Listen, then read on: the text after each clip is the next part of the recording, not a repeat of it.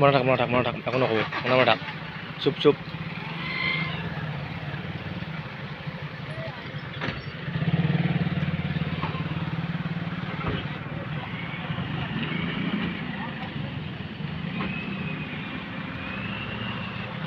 মামাৰ গাড়ী এক্সিডেণ্ট হৈ গ'ল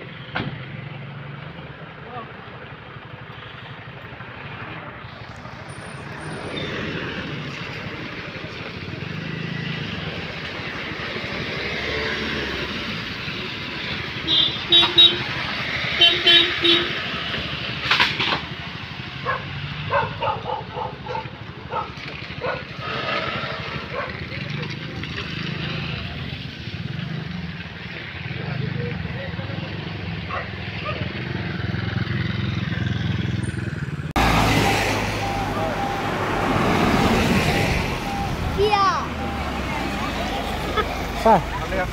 হ্যাঁ আছো স্যাৰ হয় এটো ঘৰ স্যাৰ বুলবুলৰ ঘৰ এটো হয় স্যার স্যার মই বুলছো বদলা লগ পাম আকৌ থ্যাংক ইউ স্যার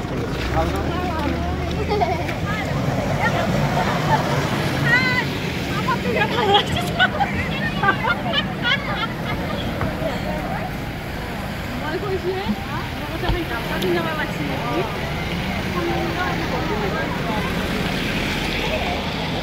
ভাল লাগি দিলে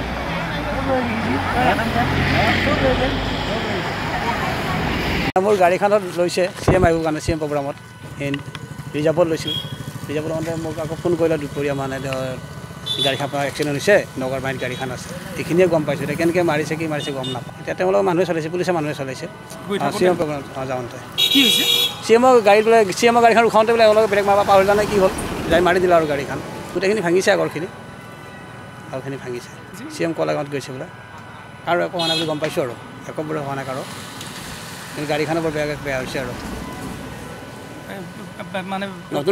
নতুন গাড়ী আছিল আত্মা হৈছে এইখিনিয়ে গম পাওঁ আৰু বেলেগ আৰু গম পোৱা নাই ইয়াতে তাৰমানে আমাৰ হিমন্ত বিশ্ব শৰ্মা আমাৰ যিহেতু মামাই বুলি কওঁ চবৰে পৰিচয় তেওঁ আহিছিল আমাৰ বুলবুল হুছেইন ডাঙৰীয়াই গামোচা পিন্ধিবলৈ তেওঁ গামোচা পিন্ধিবলৈ যেতিয়া গাড়ীখন ৰখাইছিল সেইকেইখন গাড়ী একেলগে মানে ব্ৰেক মাৰোঁতে একেলগে খুন্দা খাইছে